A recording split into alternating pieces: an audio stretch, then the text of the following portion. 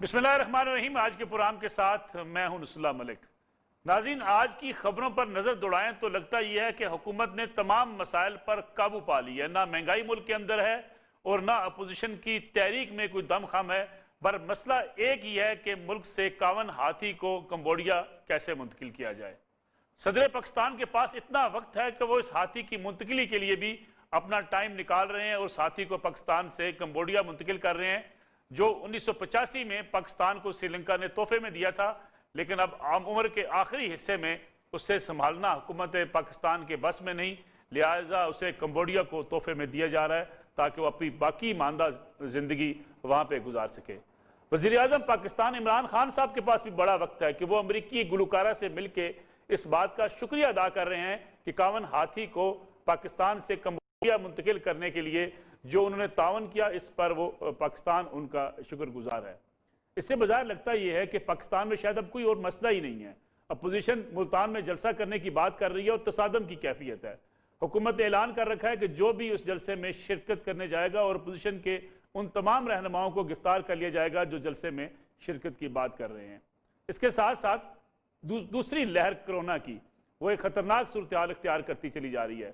اب حکومت کا موقف یہ ہے کہ اس دوسری خطرناک لہر کے نتیجے میں جلسے جلوس نہیں ہونے چاہیے، لہٰذا اپوزیشن بھی اپنے جلسے ملتوی کر دے۔ لیکن اس کے ساتھ ساتھ آپ کو مسئلہ یہی لگتا ہے کہ شاید 51 ہاتھی کی منتقلی سب سے بڑا مسئلہ ہے۔ نہ حکومت اپوزیشن سے ڈائلاگ کرنا چاہتی ہے، نہ بات چیت کر رہی ہے، بلکہ آج تو ترجمانوں نے کھل کے کہہ دیا کہ تمام اپوزیشن رہنماؤں کو گرفتار کر لیا جائے۔ دوسری طرف اپوزیشن بھی دھمکی دیتی ہوئی دکھائی دیتی ہے۔ رانا ثناء اللہ کہتے ہیں کہ جو مرضی کر لیں، ملتان کے اندر جلسہ ضرور ہوگا۔ اب دیکھنا یہ ہے کہ ملتان میں جو میدان لگے گا وہ کس حد تک حکومت کے لیے خطرناک ہو سکتا ہے، کیونکہ گرفتاریوں سے جلسہ روکنا شاید حکومت کے بس میں نہیں ہوگا۔ اس سے پہلے بھی پشاور میں یہ کہا گیا تھا جلسہ نہیں کرنے دیں گے، لیکن جلسہ ہو گیا۔ اس کے ساتھ ساتھ اگر ملک کی صورتحال آپ دیکھیں تو آپ کو نظر آتا ہے کہ اس وقت اپوزیشن اور حکومت تصادم کی کیفیت میں ہے اور دوسری طرف الزامات ایک دوسرے پر مسلسل بڑھتے ہی چلے جا رہے ہیں۔ مریم نواز نے کہا کہ جیل کے اندر انہیں چوہوں کی خوراک والا انہیں کھانا دیا گیا، جس کے ساتھ ساتھ یہ بھی الزامات لگے کہ جو جیل کے اندر ان کے ساتھ سلوک کیا گیا اس کی بھی وہ کئی مثالیں دے سکتی ہیں کہ کس طریقے سے جیل کے اندر ان کے ساتھ ناروا سلوک کیا گیا۔ اب سوال یہ اٹھتا ہے کہ اتنے عرصے بعد مریم نواز کیوں بولی، اور کیا واقعی ایسی صورتحال ہے کہ جیل کے اندر ان کے ساتھ ایسا سلوک کیا گیا؟ کیونکہ فیاض الحسن چوہان جو وزیر جیل خانہ جات پنجاب ہیں، وہ کہتے ہیں کہ 2-2.5 سال بعد ان کو کیسے یاد آیا کہ ان کے ساتھ جیل میں اس قسم کا سلوک ہوا۔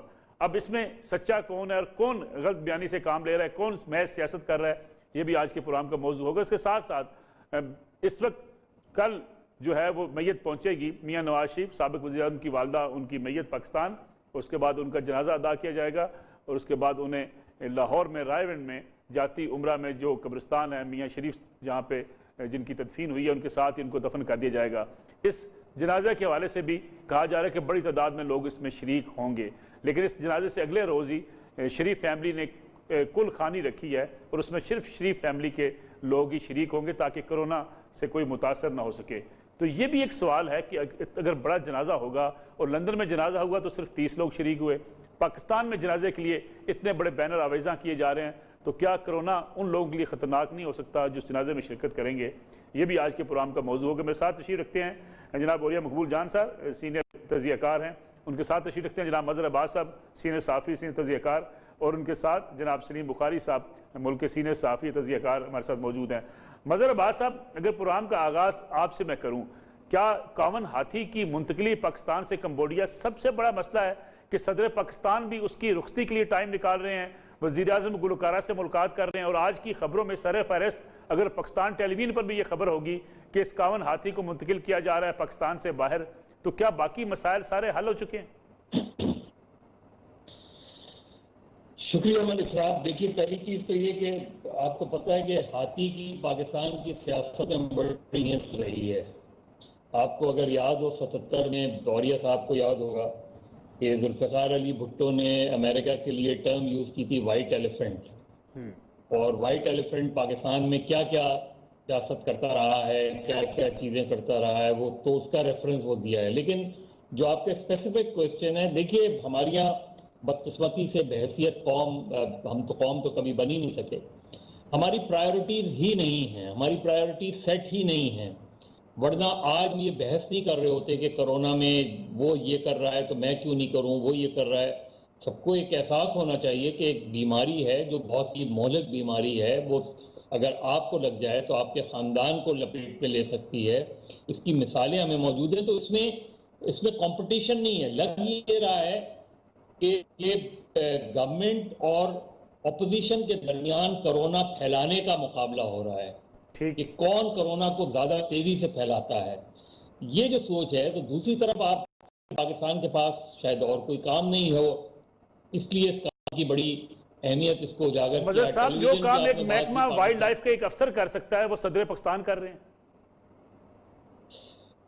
تو اب مسئلہ پرابلم یہ ہے کہ صدر پاکستان بہت کچھ کر سکتے ہیں، لیکن جو وہ کر سکتے ہیں وہ ان کو کرنے نہیں دیا جاتا، نہ وہ کرنا چاہتے ہیں۔ وہ ایک پی ٹی آئی کے لوئل کی طرح، ایک پی ٹی آئی کے وفادار کی طرح وہ سر جھکائے، حالانکہ آج بھی یعنی پاورلیس پریزیڈنٹ ہونے کے باوجود بھی آج بھی صدر مملکت کابینہ کے اجلاس کے منٹس ان کو جانے لازمی ہوتے ہیں، اس پہ وہ کامنٹ کر سکتے ہیں، اس پہ کوئی وہ فیصلہ کرے نہ کرے۔ تو بہت سی چیزیں صدر مملکت کر سکتے ہیں، لیکن ظاہر ہے ایک لمٹ ہوتی ہے کہ اس لمیٹیشن میں وہ یہی کام کرتے ہیں ان چیزوں کی۔ اور آپ کو یاد ہو کہ صدر مملکت نے اعلان کر دیا تھا کہ ہم نے کرونا کو شکست دے دی ہے، بالکل ٹھیک، اور لوگ جو ہے، لوگوں نے بڑی بہادری سے شکست دی۔ ہمیں پتا تھا کہ کرونا کی دوسری لہر آنی ہے۔ تو بنیادی طور پہ دیکھیے، صحت اور تعلیم ہماری کبھی بھی پرائیورٹیز نہیں رہی، اور وہ آج بھی نہیں ہیں، ورنہ آج ہم اس بحث میں نہیں پڑے ہوئے ہوتے کہ کرونا کے لیے کس کو کیا احتیاط کرنی۔ سب کو پتا ہے کہ کرونا کی احتیاط کیا ہو سکتی ہے۔ اپوزیشن کہہ رہی ہے کہ جی یہ کووڈ-18 سے زیادہ خطرناک ہے، حالانکہ میرے لحاظ سے کووڈ-18 کی ویکسین آپ کو پھر مل جائے گی، کووڈ-19 کی ویکسین نہیں ملے گی۔ سلیم بخاری صاحب، یعنی آج 51 ہاتھی کی منتقلی ہمارے ہاں سب سے بڑی خبر ہے۔ صدر مملکت کے پاس اتنا وقت ہے کہ اس کی منتقلی کے لیے تقریب میں بھی شریک ہو رہے ہیں۔ جو ایک کام ایک محکمہ وائلڈ لائف کے ایک افسر کا ہو سکتا ہے وہ صدر پاکستان کر رہے ہیں۔ کیا باقی تمام مسائل اس وقت حکومت حل کر چکی ہے؟ بہت شکریہ آپ کا ملک صاحب، آپ نے پروگرام میں اپنے یاد کیا مجھے۔ ابھی جو گفتگو ہم سن رہے تھے اس کے بعد بڑی کم گنجائش رہ جاتی ہے کسی کے پاس بات کرنے کی۔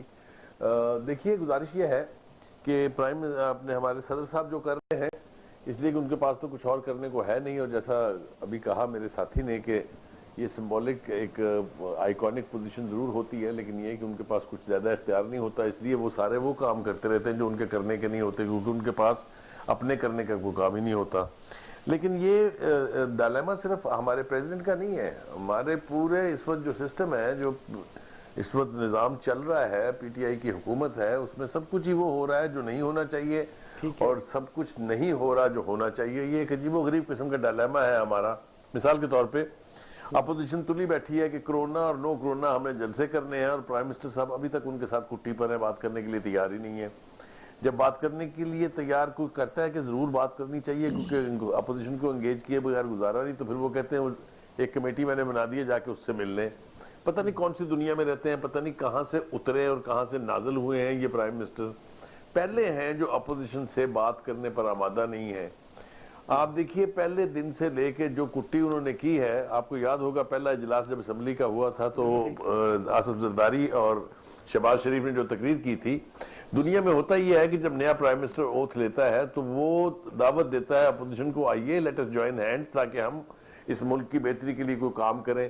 یہاں الٹی گنگا بہی، لیکن اس کے باوجود بھی نو بڈی ٹوک اٹ سیریسلی۔ تب سے جو مخاصمت شروع ہے کہ اپوزیشن کا رول ماننے کے لیے تیار نہیں ہے پرائم منسٹر صاحب، وہ آج تک چل رہی ہے، اور اس کی وجہ سے ہر کام الٹا ہو رہا ہے۔ اب آ جائیں کرونا کے اوپر جو آپ کا سوال ہے۔ پہلے میرا پرائم منسٹر پہلی لہر میں جب دنیا ڈری ہوئی تھی، دہشت زدہ تھی اس پینڈیمک سے، لوگ گھروں میں چھپ گئے تھے جا کے آن دیئر اون، اس وقت ہمارے پرائم منسٹر نے کہا یہ تو ہلکا سا ایک فلو ہوتا ہے، اس سے ڈرنے کی کوئی بات نہیں ہے، اور یہ تو آئے گا 2-3-4 دن میں چلا جائے گا۔ اب آپ مجھے یہ بتائیے کہ میں اس وقت کی پرائم منسٹر کی اس اپروچ کا اعتبار کروں، یا اب جب دوسری لہر آئی ہے تو وہ اسی قوم کو یقین دلانا چاہ رہے ہیں کہ نہیں یہ تو بہت خطرناک ہے؟ اور یہ خطرناک صرف اس وقت ہو جاتا ہے جب اپوزیشن کے کسی جلسے کی تاریخ قریب آتی ہے۔ جب انہوں نے خود جلسہ کرنا ہو، وہ تو حافظ آباد کے جلسے میں چونکہ رسپانس کوئی بہت زیادہ نہیں تھا، اس لیے انہوں نے دوسرا جلسہ کرنے کی کوشش ہی نہیں کی ہے۔ لیکن آپ دیکھیے گلگت بلتستان میں پرائم منسٹر صاحب خود گئے، انہوں نے جلسہ کیا کرونا کے باوجود، اس کے بعد ان کے امین گنڈاپور اور دوسرے مراد سعید وغیرہ نے جا کے وہاں جو میں وہی عرض کر رہا ہوں کہ جب آپ کی کریڈیبلٹی کا حال یہ ہو کہ جو آپ کو سوٹ کرتا ہے وہ ٹھیک ہے، جو دوسروں کو وہی چیز سوٹ کرے تو وہ غلط ہے. جب اس طرح کی دو عملی کہہ لیجئے اس کو آپ منافقت کہہ آپ give it any name، لیکن جب آپ کی چاہے آپ پرائم منسٹر ہیں، چاہے آپ منسٹر ہیں، چاہے آپ پریزیڈنٹ ہیں، آپ کی کریڈیبلٹی کا ایشو جب ہوگا تو پھر یہی صورتحال ہوگی جس کا آج ہم شکار ہیں. آپ یہ دیکھ لیجئے، آپ کے بالکل سامنے ہے کہ ایک وقت میں قوم کو جرأت دلائی گئی کہ نہیں جناب آپ نے گھبرانا نہیں ہے، کرونا از نتھنگ. آج آپ کہہ رہے ہیں corona will take everything, it will eat up every thing.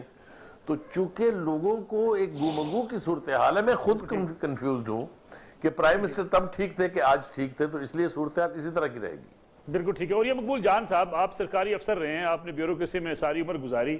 یہ ایک ہاتھی کی منتقلی کے لیے صدر پاکستان اور وزیر اعظم کے پاس اتنا وقت ہے کہ وہ اس ہاتھی کی منتقلی کے حوالے سے صدر پاکستان جو ہے اس کو رخصت کریں اور وزیر اعظم ایک گلوکارہ سے ملیں کہ انہوں نے شکریہ ادا کریں کہ کمبوڈیا جا رہا ہے ہاتھی. دیکھیں یہ بات بالکل ٹھیک ہے کہ سیریسنس جو ہے وہ رخصت ہو چکی ہوئی ہے، اور وہ بات یہ ہے کہ صدر پاکستان جو ہے ان کو ایک بہت اچھا سا گھر ملا ہوا ہے. اس گھر کے 4th فلور میں بڑے خوبصورت طریقے سے وہ لوگوں سے ملتے چلتے ہیں، شاندار قسم کی رہائش گاہ ہے، نوکر ہیں، دوسری چیزیں ہیں، پھول لگے ہوئے ہیں. ان کی بیگم صاحبہ جو ہیں وہ لاکھوں روپے کے آرڈر کر دیتی ہیں پھولوں کو بدلنے کے لیے. STD وہ مزے کی زندگی گزار رہے ہیں. تو وہ نہیں چاہتے. حالانکہ میں جیسے مظہر عباس صاحب نے کہا کہ صدر پاکستان جو ہے اگر صرف کامنٹ کرنا شروع کر دے ایمانداری کے ساتھ تو وہ کامنٹ بڑی حیثیت اختیار کر دیں. اپوزیشن کے کامنٹ سے کئی گنا زیادہ امپورٹنٹ کامنٹ ہوں، کیونکہ وہ پارٹ آف دا سسٹم ہے اور وہ صدر پاکستان ہے، اور پاکستان میں جو سوورینٹی کا نمائندہ ہے وہ اس کی بڑی حیثیت ہوگی. لیکن عارف علوی صاحب بڑے مزے سے اپنی زندگی گزار رہے ہیں. وہ کہتے ہیں کہ ٹھیک ہے مجھے کیا کرنا ہے، اس سے علاوہ کیا مجھے اس سے زیادہ کیا مل سکتا ہے ایک سیاسی کارکن کو جو کہ ایک اپنا وہاں پر ڈینٹسٹ کے اپنا کام کر کے اپنا رزق کماتے تھے اور ساتھ ساتھ سیاست بھی کرتے تھے. کیونکہ پاکستان میں سیاست تو ایک بیسیکلی پارٹ ٹائم چیز ہے نا، ایک وقت گزاری کا، ایک عزت و توقیر حاصل کرنے کا. اس کے اندر کوئی ڈیڈیکیشن نام کی چیز نہیں ہوتی. پیسہ کہیں سے کمانا ہے، زندگی کہیں گزارنی ہے، حالات کہیں ہیں، سیاست ہم نے ویسے کرنی ہوتی ہے. تو ان کا مقصود اس سے زندگی کے اندر آخری مل گیا ہوا ہے. اب وہ ہاتھی کو الوداع کہیں یا روز کسی کی بارات میں جائیں اور اس کسی کی لڑکی کو الوداع کریں، ان پر ٹائم ہی ٹائم ہے. وہ پاکستان کا معاملہ یہی ہے. دوسرا جہاں تک پرائم منسٹر کا تعلق ہے، پرائم منسٹر صاحب نے زندگی میں جب سے انہوں نے یہ حکومت سنبھالی ہے انہوں نے فکر پالنا چھوڑ دیا ہوا. بہت سمجھتے یہ ہیں کہ میری یہ گاڑی جو ہے نا، یہ گاڑی جو ہے جس کو آپ مجھے بتائیے، انہوں نے کبھی فکر کیا تھا کہ وہ سینٹ کا الیکشن ہار جائیں گے؟ وہ جو اس کا والا جو ہے اپنا ان کی سینٹ کے چیئرمین کا الیکشن، ان کو کبھی فکر کیا تھا کہ فلاں آدمی جو ہے اس کی یہ سیکنڈ اس کے امینڈمنٹ کے لیے ووٹ کون دے گا؟ ان کو فکر کیا تھا کہ کیانی کے لیے ووٹ کون دے گا؟ ان کے لیے پکی پکائی کھیر تیار کرنے کے لیے بہت لوگ موجود ہیں.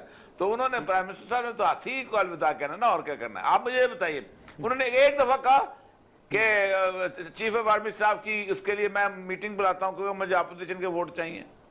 انہوں نے کبھی ایک دفعہ کہا کہ یہ فیکٹو کے لیے مجھے ووٹ چاہیے کیونکہ ظاہر بات ہے بڑی امپورٹنٹ چیز ہے، آئیں اپنا ان کے اجلاس کر لیتے ہیں؟ کبھی بھی نہیں.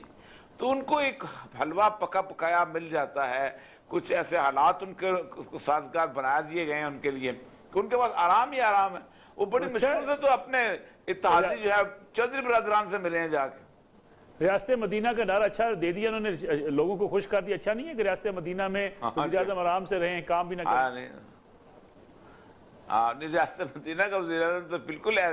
ریاست مدینہ کا وزیر اعظم جو ہے وہ بوری کندھے پہ لاتا تھا عمر ابن خطاب، اور جا کے اس کو بچے کو آٹا پکاتا تھا کہ یہ عمر ابن خطاب کے دور میں یہاں پر لوگوں کو کھانا نہیں مل رہا.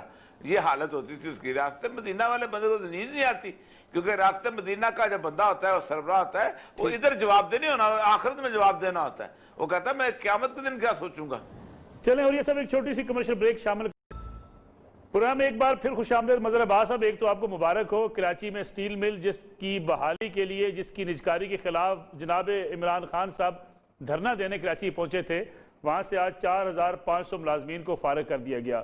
اس کے ساتھ ساتھ کرونا کی جو بات کی جا رہی ہے کہ کرونا پھیلے گا ملتان جلسے سے، کشیدگی بڑھتی چلی جا رہی ہے، حکومت کہتی ہے ہم گرفتار کر لیں گے، گرفتاریاں جلسہ روک سکیں گی؟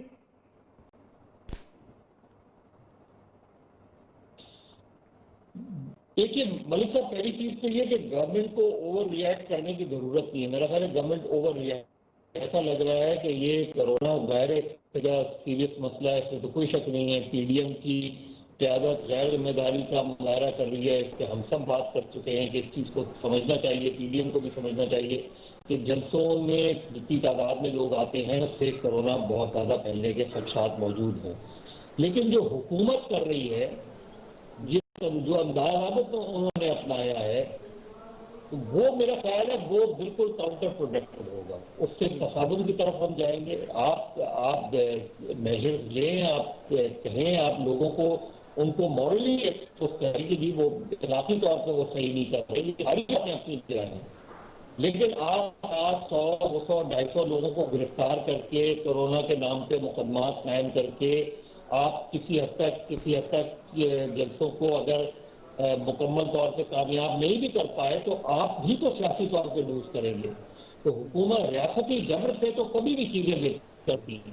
اگر گرفتاریاں ہوتی ہیں مدر صاحب تو پھر بھی جلسہ ہو جائے گا؟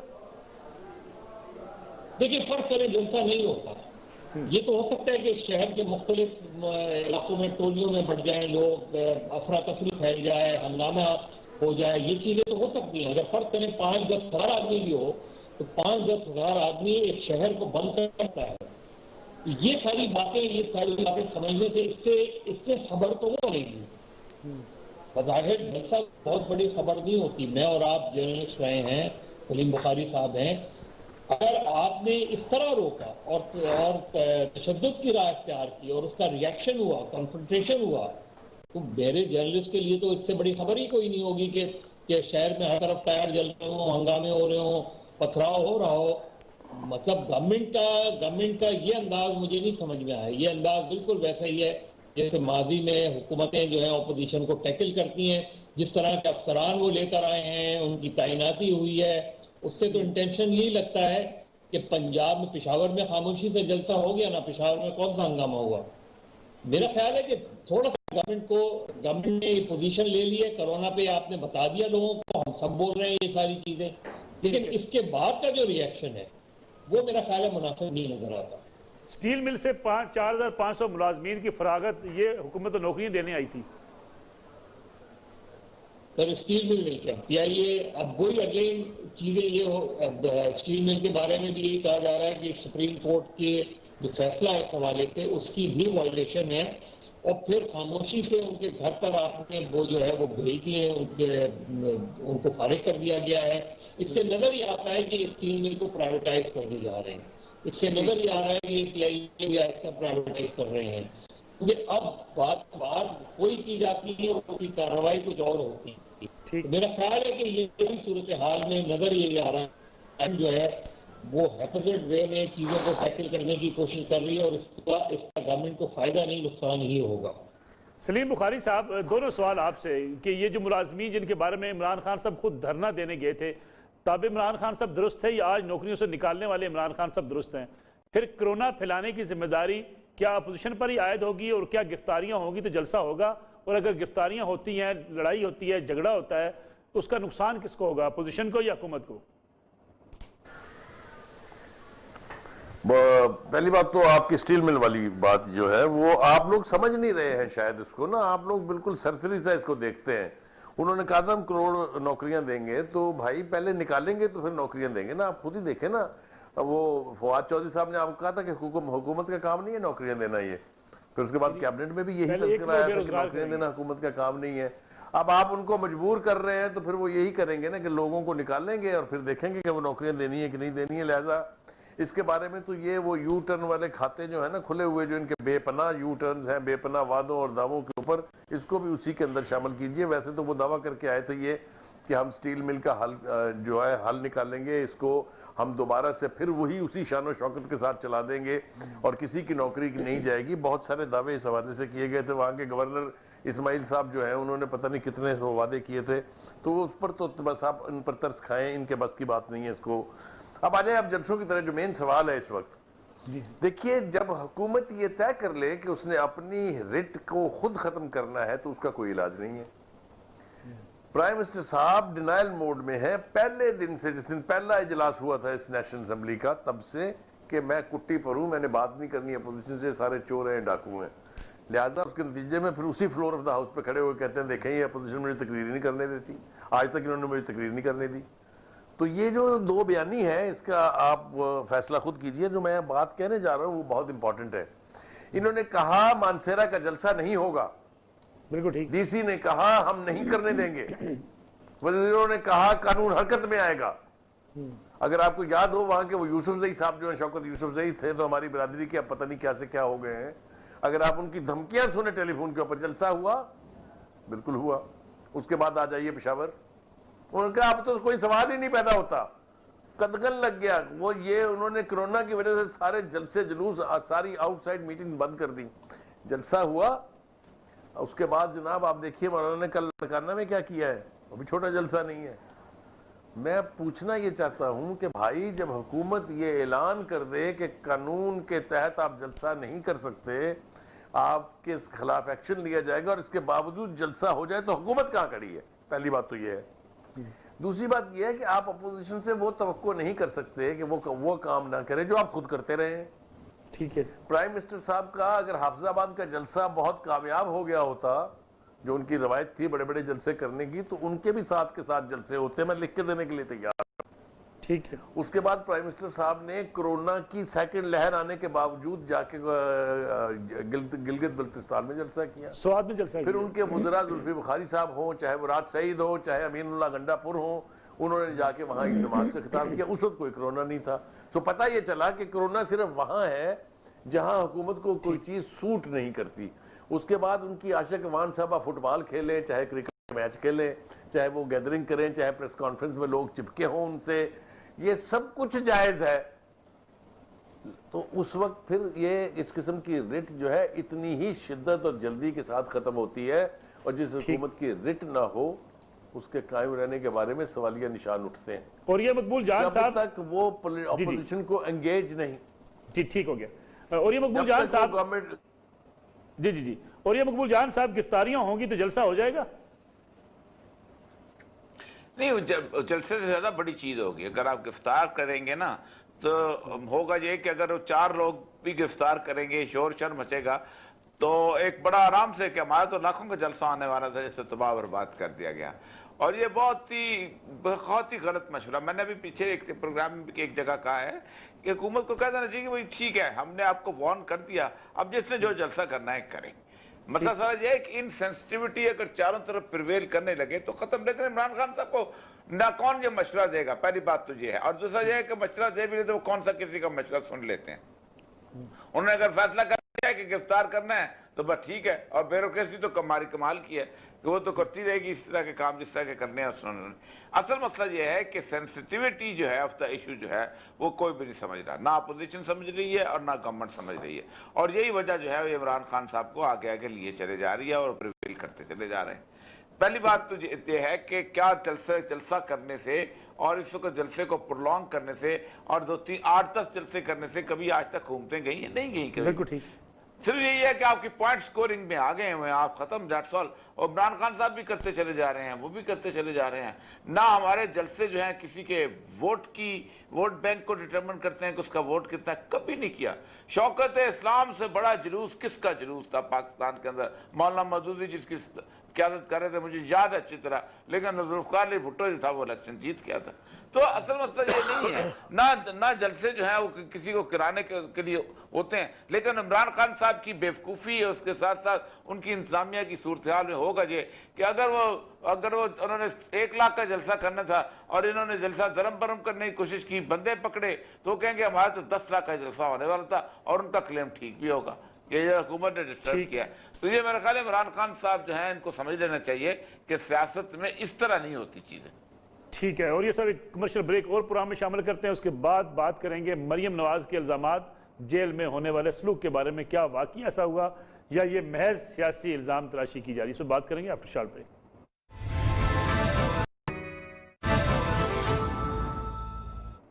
प्रोग्राम में एक बार फिर खुश आमदीद। मज़हर अब्बास साहब, ये बताइए कि मरियम नवाज़ एक मुल्क की बड़ी सियासी लीडर हैं, वो जो इल्ज़ामात लगा रही हैं जेल के हवाले से कि जेल में वो सीधा खाना, चूहों वाला कमरा, हकीकत कितनी, फसाना कितना है? देखिए, ये तो वो खुद बेहतर बता सकती है, मुझे सिर्फ इसकी टाइमिंग से प्रॉब्लम है। मतलब मुझे नहीं समझ में आता कि अगर आपको आज से 2 साल पहले इस तरह का कोई वाकया हुआ तो उस वक्त कम से कम आपको कोर्ट को एक सबमिशन जरूर भेजनी चाहिए थी कि ये वाकयात हुए हैं, और उससे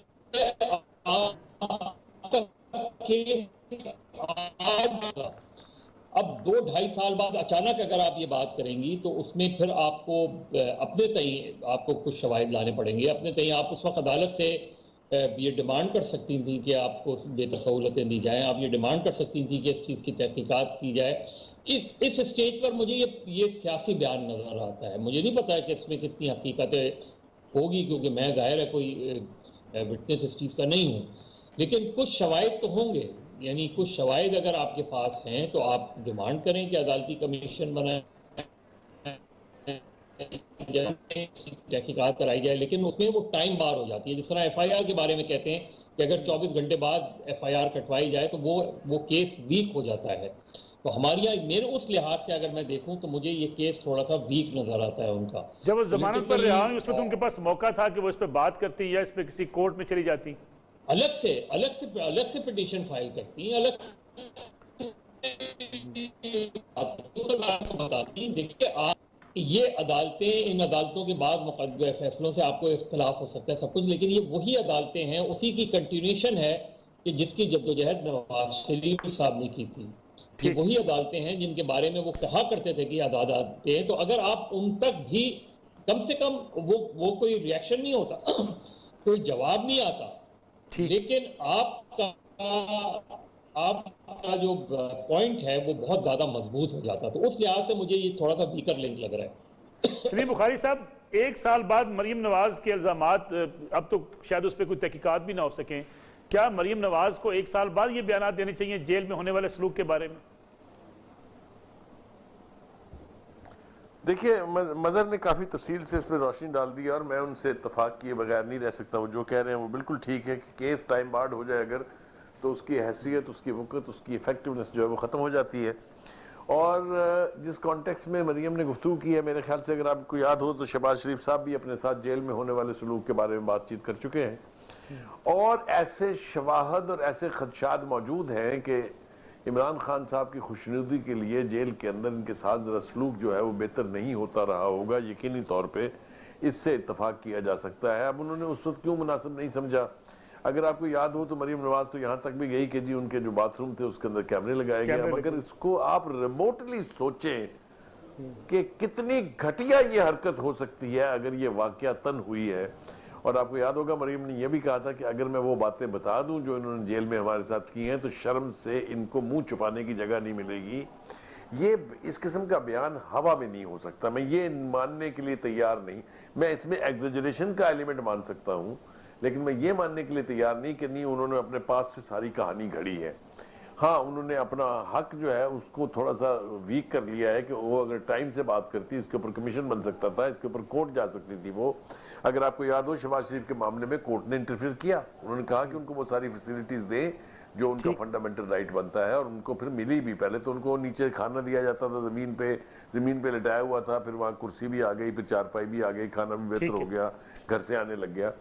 तो अगर तो ये उन्होंने इल्जाम देखे ना, इस वक्त बेपनाह इशूज उनके पास हैं, चाहे वो महंगाई का है, चाहे वो मईशत की तबाही का है, चाहे वो करप्शन का है, चाहे वो माफियाज का है। इसलिए उनको मैं नहीं समझता कि कोई बयान घड़ने की जरूरत थी कि हुआ कुछ नहीं होगा, तो उन्होंने जरा वजन डालने के लिए हुकूमत के खिलाफ एक बयान जड़ दिया। मेरे ख्याल से इसकी तहकीकात अगर उन्होंने नहीं मुतालबा किया, वक्त पर नहीं भी हुई, तब भी इसकी तहकीकात हुकूमत को मॉरल ग्राउंड्स के ऊपर करानी चाहिए कि एक खातून अगर इतने गंभीर इल्जामात लगा रही है तो इसको बिल्कुल नजरअंदाज नहीं करना चाहिए। बिल्कुल ठीक क्योंकि ये روایت اگر شروع ہو گئی تو یہ بھی کوئی اچھی روایت نہیں ہے. اور یہ مقبول جان صاحب، حکومت کو تحقیقات کرنی چاہیے مریم نواز کے الزامات پر؟ دیکھیں بڑا سوچ سمجھ کر بیان دیا گیا ہے. اس کی بنیادی وجہ یہ ہے کہ دو ایسے آفیسرز ہیں کہ جو کسی بھی وقت جیل میں جا سکتے ہیں، ایک آپ کا سیشن جج اور ایک آپ کا ڈپٹی کمشنر. جس وقت یہ ہو رہا تھا اگر وہ سمپل ایک درخواست دیتی تو عدالت میں سیشن جج اٹھ کے فوراً وہاں چلے جاتے اور ایک دم دیکھ لیتے کہ کیمرہ کہاں لگا ہوا ہے اور کیا صورتحال ہو رہی ہے. لیکن چونکہ اور اس کے ساتھ دوسری بات ہے کہ میری اطلاع یہ ہے کہ ان کا کھانا گھر سے آتا تھا اور 6 مہینے کے بعد وہ جو فوٹیج ہے وہ ختم ہو جاتی ہے. ان کو پتا تھا کہ 6 مہینے کے بعد ریکارڈ میں فوٹیج موجود نہیں ہوگی کھانے کے بعد، اس لیے انہوں نے. اب مجھے اتنا اندازہ ہے، اندازہ کا مجھے یقین کی حد تک یہ ہے کہ ایسا سلوک نہیں ہوا جیل کے اندر، کسی طور پر نہیں ہوا. یہ میاں طفیل کے ساتھ بھٹو کے زمانے میں ہوا تو آپ کو یاد ہے اگلے دن وہ عدالت کے اندر رو پڑے تھے کہ میں سچ ہوتا رہا. ملک قاسم کے ساتھ ہو گیا تھا، وہ رو پڑے. لیکن شہباز شریف والے معاملے میں تو کچھ ہوا نہیں، ان کو چارپائی نہیں دی گئی یا ان کو بیڈ نہیں دیا گیا تھا. نہیں وہ دیکھیں وہ انہوں نے کیا تھا، شہباز شریف نے بھی وہ 4 پہ پہنچ گئی تھی. وہ جب میٹرس پہ لے کر آتے ہی وہ سو گئے ہوئے تھے، اس کو فوراً کر لیا نا. یہ 2.5 سال بعد کا مطلب ایک باقاعدہ سوچ سمجھ کے کیا گیا کہ اب اگر سیشن جج وہاں جائے گا یا کوئی بھی انسپیکشن کے لیے جائے گا تو نہ ریکارڈ موجود ہوگا. آپ جو مرضی کہہ دیں، میں کہہ دوں اور یہ سب پروگرام کا وقت ختم ہو گیا. آپ کا بہت شکریہ. سلیم بخاری صاحب، مظہر عباس صاحب ہمارے ساتھ موجود تھے. تینوں مہمانوں کو بہت شکریہ. ناظرین انشاءاللہ کل آپ سے پھر ملاقات ہوگی. اجازت دیجیے. اللہ حافظ.